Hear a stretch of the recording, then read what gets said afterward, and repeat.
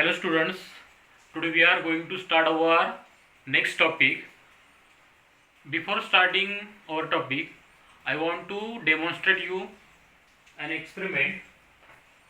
Here I have a balloon and a ball. You have to observe what happens when I release those things from my hand.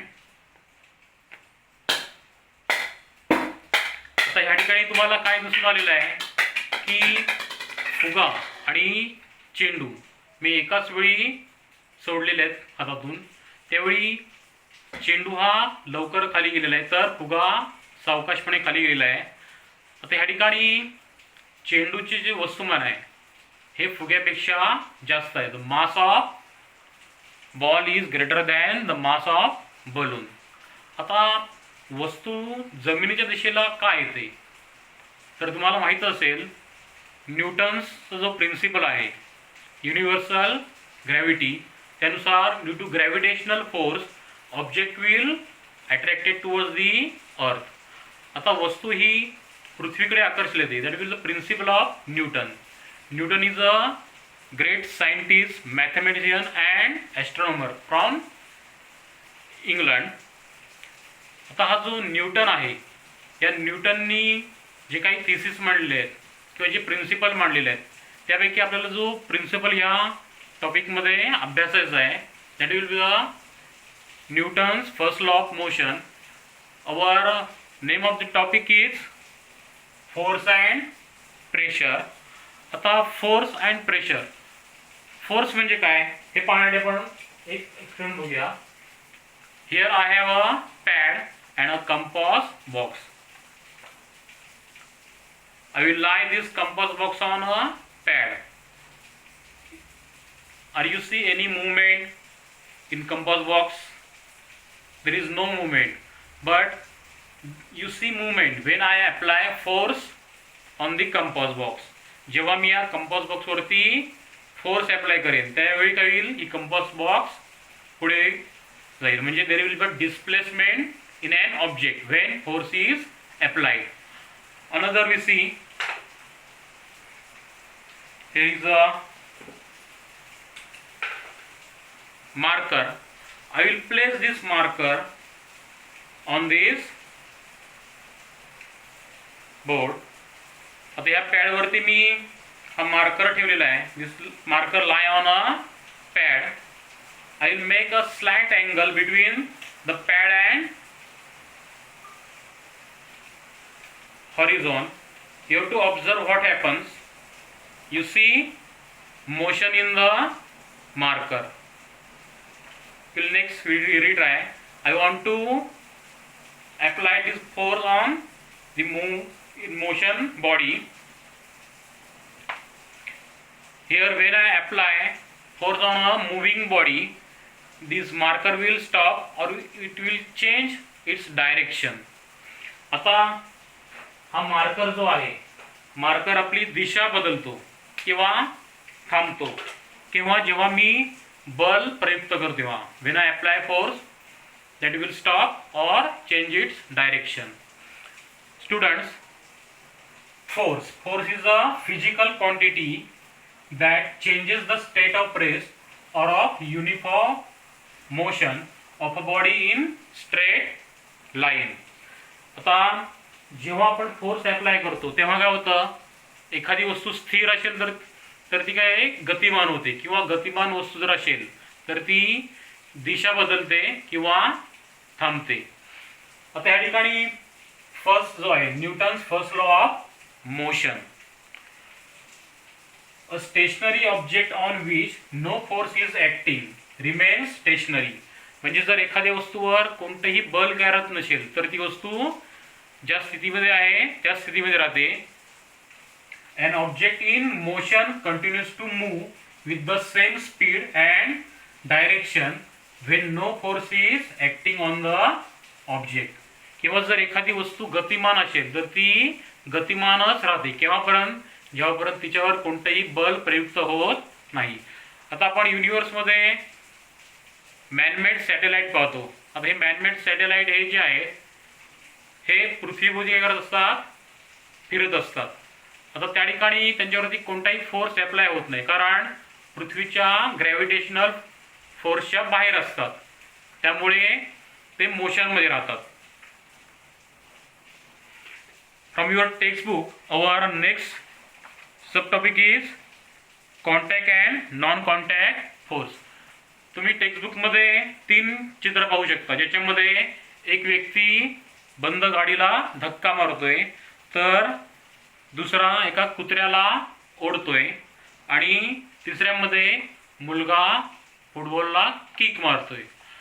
आता एक व्यक्ती दुसऱ्या व्यक्तीला ढकलू शकतो, किंवा एक मुलगा कुत्र्याला खेचतोय. आता ह्याच्यामध्ये वस्तू 2 आहेत, आणि त्यांच्यामध्ये काय अप्लाय होतोय? फोर्स अप्लाय होतोय. आणि हा फोर्स जो आहे, हा कोणता फोर्स प्रकार आहे? Contact force. आता ह्या ठिकाणी बघा, जेव्हा मी माझ्या दोन्ही हातांनी एकमेकांवर फोर्स अप्लाय करेन, तेव्हा काय होईल? एकतर एक हात पुढे जाईल किंवा दुसरा हात मागे येईल. आता ह्या ठिकाणी हा जो कॉन्टॅक्ट फोर्स आहे, कॉन्टॅक्ट फोर्स म्हणजेच काय? A force that acts through a direct contact of 2 objects or via 1 more object. Such a force is called a contact force. आता कुत्र्याला ओढण्यासाठी त्या व्यक्तीला काय करायला लागतं? फोर्स अप्लाय करायला लागतं, किंवा एखाद्या गाडीला ढकलताना सुद्धा काय करायला लागतं? फोर्स अप्लाय करायला लागतो. आता ह्या ठिकाणी गाडीला ढकलताना आपण कोणता फोर्स यूज करतो? We apply muscular force. आता हा जो मस्क्युलर फोर्स आहे, त्या प्रकारे इतरही प्रकारचे फोर्सेस आहेत. मेकॅनिकल फोर्स आहे, किंवा इलेक्ट्रोस्टॅटिक मोशन मध्ये असताना सुद्धा काय होतं? फोर्स, मेकॅनिकल फोर्स अप्लाय होतो. तर next one will be a non contact force. आता नॉन कॉन्टॅक्ट फोर्स म्हणजेच काय? तर त्या 2 वस्तू एकमेकांच्या संपर्कात न येता सुद्धा फोर्स अप्लाय होतो. आता तुम्हाला मॅग्नेटचे गुणधर्म माहिती असतात. आता मॅग्नेट काय करतो? Magnet will attract iron, nickel, cobalt ज्या वस्तू आहेत त्यांना मॅग्नेट काय करतो? अट्रॅक्ट करतो. Means there is a force acting between 2 bodies. Magnetic substance आणि मॅग्नेट यांच्यामध्ये काय होतं? फोर्स अप्लाय होतो. म्हणजे अशा प्रकारे तो एक्झाम्पल कोणता येईल? नॉन कॉन्टॅक्ट फोर्सचा येईल. आणखीन जर आपण नॉन कॉन्टॅक्ट फोर्सचा विचार करायला गेलो, तर झाडावरनं जे फळ खाली पडतं, त्या ठिकाणी झाडावरील फळ आणि पृथ्वीचं जे गुरुत्वाकर्षण बल आहे, ग्रॅव्हिटेशनल फोर्स ऑफ अर्थ. आता ग्रॅव्हिटेशनल फोर्समुळे काय होतं? तो जे फळ आहे ते जमिनीकडे आकर्षले जातं. म्हणजे ते सुद्धा एक्झाम्पल कोणतं आहे? नॉन कॉन्टॅक्ट फोर्सचं एक्झाम्पल आहे. Then next one will be a balance force. आता बॅलन्स फोर्सचा पण विचार करायला गेला, समजा मी माझे दोन्ही तळ हातांनी किंवा दोन्ही हातांनी फोर्स अप्लाय करेन एकमेकांवर. आता ह्या ठिकाणी काय होतं? जेव्हा मी फोर्स अप्लाय करतो, त्यावेळी आपल्याला हा जो हात आहे तो एकाच जागी स्थिर पाहायला मिळतोय. का मिळतोय? कारण मी जो फोर्स अप्लाय केलेला आहे, दोन्ही फोर्स कसा आहे?